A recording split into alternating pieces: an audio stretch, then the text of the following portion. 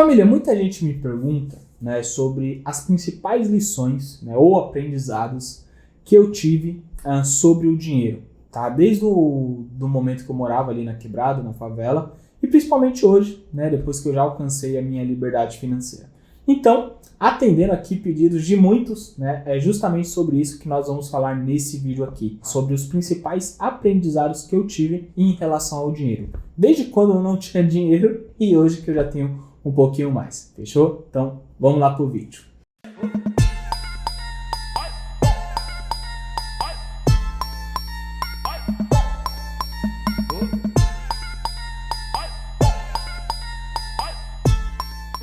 Salve quebrada, seja bem-vindo aqui ao canal mais chave de educação financeira e investimentos do mundo. Quem está falando aqui sou eu mesmo, Murilo Duarte, mais conhecido aí como Favelado Investidor, tá? Se você tá chegando agora aqui no canal, seja muito bem-vindo, tá? Ou bem-vinda. E já peço aqui de antemão de você se inscrever aqui no canal, porque com certeza todo o conteúdo aqui que eu vou trazer para você vai de fato transformar a sua vida financeira, assim como vem transformando a vida de mais de milhões aí de pessoas que acompanham tanto aqui o canal quanto no Instagram. Inclusive segue lá no Instagram também, que é @faveladoinvestidor.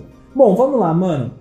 O tema aqui, né, foi muito pedido, principalmente lá no meu Instagram, então novamente já segue lá, que é o seguinte: Murilão, quais foram aí os principais aprendizados e lições sobre o dinheiro, né, desde que eu morava na quebrada e hoje que eu não moro mais? E assim, eu fiquei bastante reflexivo, né, sobre esse tema, esse assunto.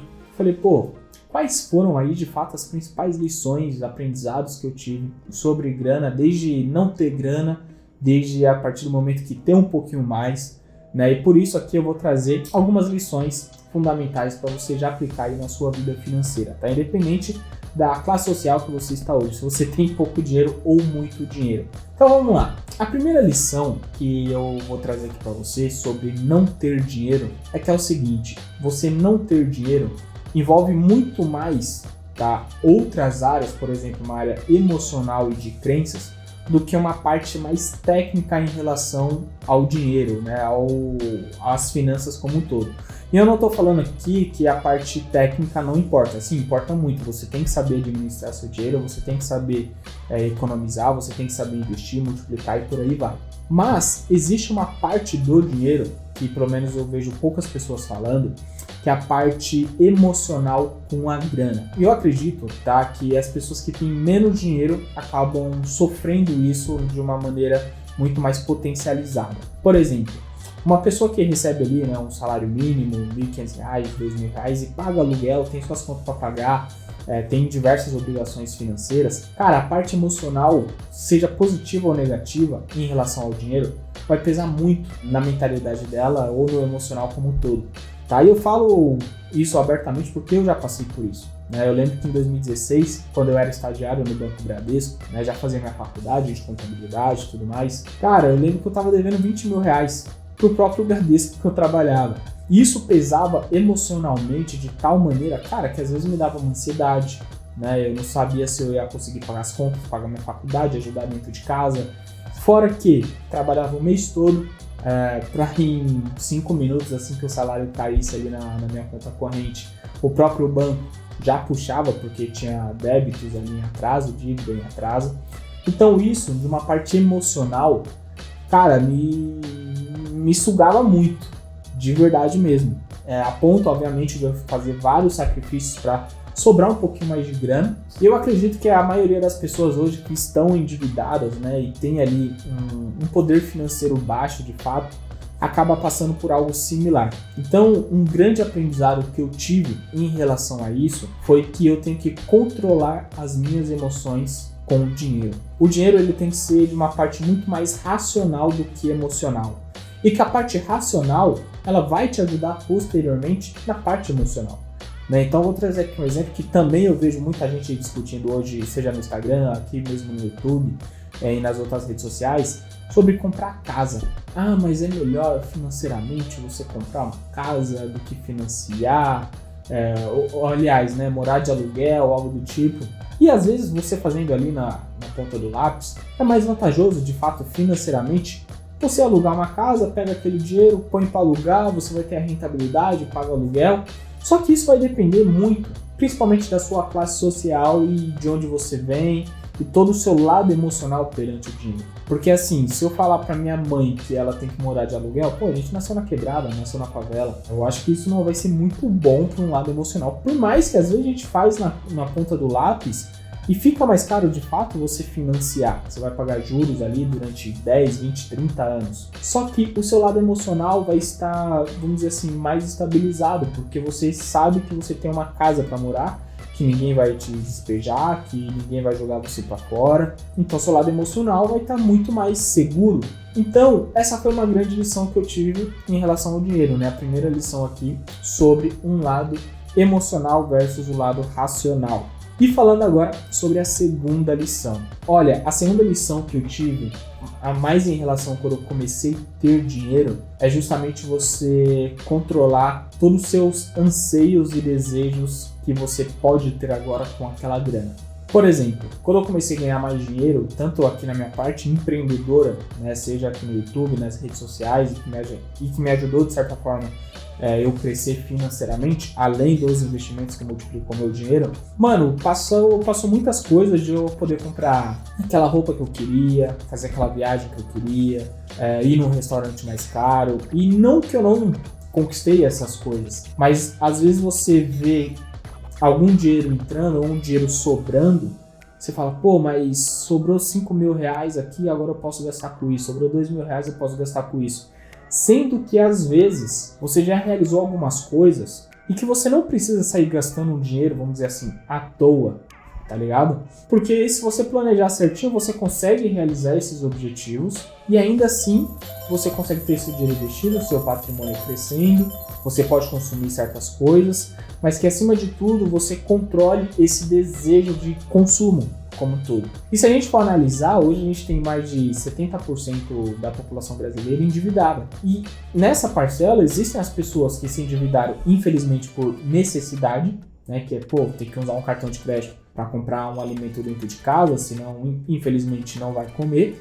Existe uma parcela também que acabou gastando mais do que ganhava. E não por necessidade, mas sim por ostentação, quer ser a melhor pessoa no rolê, quer ter a melhor roupa de marca, né? Não consegue controlar muito o ego, isso eu vou falar um pouquinho mais pra frente aqui também. Mas assim, a parte financeira, quando você vai crescendo, eu acho fundamental, alguns meses, você controlar pelo menos o seu padrão de vida, seu custo de vida. Por mais que tá entrando mais dinheiro e você tem condição, às vezes, de morar num lugar melhor, de ter um carro melhor, de ter uma roupa melhor, porque assim você começa a construir o seu patrimônio, coisa que às vezes você não estava acostumado, nunca passou pela sua cabeça. Então, essa é a segunda lição, tá? Por mais que você tá recebendo um aumento salarial, tá entrando mais dinheiro, cara, ainda assim dá uma segurada no seu custo de vida, tá? Eu acho que isso daqui foi fundamental, até que depois eu saí da quebrada, mas eu já tinha segurado alguns meses ali do meu padrão de vida como um todo, tá? Então eu acho que isso aqui é fundamental para você ter uma estabilidade melhor. E falando agora do terceiro, aliás, antes de falar do terceiro, peço você que está assistindo até aqui, porque algumas pessoas saíram e não querem aprender sobre isso, mas você que está aqui, né, preocupado com a sua vida financeira, eu peço um favor para você, de você clicar aqui no botão inscreva-se, tá? E se você já é inscrito, eu peço outro favor, tá? Gentilmente aqui para você, você vai me fortalecer muito, que é o que? Dando aqui o seu like nesse vídeo, porque assim o YouTube vai pegar esse conteúdo, vai pegar esse vídeo e espalhar para mais e mais pessoas, fechou? Então, conto com a sua ajuda de verdade. E falando agora sobre a terceira lição, que eu acabei antecipando um pouquinho, que é justamente em relação a você controlar o seu ego perante o dinheiro. Infelizmente eu vi algumas pessoas que começaram a enriquecer e passaram a achar ou acreditar que é melhor do que outras pessoas só por ter dinheiro. E isso foi uma coisa que sinceramente eu sempre me preocupei na minha vida mesmo em relação a isso, né, de o ego ou o famoso dinheiro subir para a cabeça e eu acreditar que era melhor que alguém só porque tem mais dinheiro na conta, mais dinheiro investido e, cara, não é bem assim. Então, assim, quando você começar a ter mais dinheiro, você começar a investir mais, ter mais rentabilidade, seu patrimônio dobrar, crescer e por aí vai, não ache que você é melhor do que outra pessoa só porque você tem dinheiro. E também em nenhuma outra situação, porque eu acredito que somos, né, iguais em vários aspectos, obviamente diferentes em outros, mas eu acho que a gente é diferente e não melhor do que o outro. tá? Eu acho que são coisas que não estão correlacionadas, né? Um é melhor que o outro porque tem dinheiro, um é melhor que o outro porque mora em um bairro melhor, o outro mora na quebrada, na favela, um tem um tênis de R$ 1.000, o outro tem de 500. Eu acho que não é isso, tá, que torna as pessoas melhores do que as outras, tá bom? É muito mais em relação ao caráter do que bens materiais ou onde mora e coisas nesse tipo, tá? Então foi algo que eu fui aprendendo e vi algumas pessoas se perder nesse caminho. Então eu sempre refleti muito sobre esse assunto e reflito até hoje, pra ser bem sincero. Que assim, mano, se tá entrando 10, 20, 50 mil reais e R$ 1 milhão a mais ou a menos, eu não vou me achar melhor do que o outro só porque eu tenho mais grana. Então essa é a terceira lição. Controle muito o seu ego perante o patrimônio que você tem. Não seja aquele rico idiota que acha que é melhor que o outro porque ele tá de Ferrari e o outro está no busão. Não seja esse tipo de pessoa. Quarta lição, mano. Essa quarta lição aqui, eu acho que vai muito sobre como você vai usar o seu dinheiro. E para quem você vai usar e para quem você quer mostrar. Então, por exemplo, quando eu comecei a ganhar mais grana, cara, eu tive uma fase de eu ir no rolê e ostentar. Eu achava isso bonito, né? Gastar R$ 1.000 em whisky, ir no shopping gastar tanto de roupa. E isso eu acho que é até uma validação social, principalmente para quem vem de baixo, para quem vem da quebrada da favela. Porque às vezes a gente acha que a gente só vai ser reconhecido pelas coisas que a gente tem, pelo dinheiro que a gente tem. E eu também achava isso. Até que eu comecei a ter esse comportamento e chegou um momento da minha vida que eu falei, mano, não é bem assim. Claro que eu quero ter roupa boa, quero ir num restaurante bom, quero beber um whisky bom, só que aí é um motivo diferente, porque eu quero saborear aquilo ali, eu quero usufruir daquilo ali, não comprando para mostrar pro outro. E eu tive essa fase de comprar para mostrar pro outro, falando, nossa, eu aqui tô bonitão, agora eu tô de carro, agora eu tô de roupa nova. Até que a minha cabeça foi mudando e falou, pô, mas eu quero comer algo bom. Eu quero vestir algo da hora, de qualidade, não só pela marca como um todo. Então, eu acho que essa questão da validação, né, de você querer mostrar para o outro, isso eu fui aprendendo conforme eu fui tendo mais grana. E uma coisa muito importante sobre isso ainda, é que eu conheci pessoas, cara, muito ricas, multimilionárias, que geralmente devia até de família, algumas também. E nada contra isso, mas eu vi um comportamento diferente. Eu vi um comportamento de que as pessoas usam esse dinheiro em prol da sociedade, pro bem da sociedade, né? Não vou dizer que é 100% do dinheiro, mas assim, tem a questão ali da doação, tem a questão ali de investir em empresas, em projetos que eles acreditam, de voltar uma parcela para a sociedade. E isso eu fui aprendendo aos poucos também, né? Então, tanto em questão de ajudar o próximo, de olhar alguns negócios que estão crescendo e por aí vai.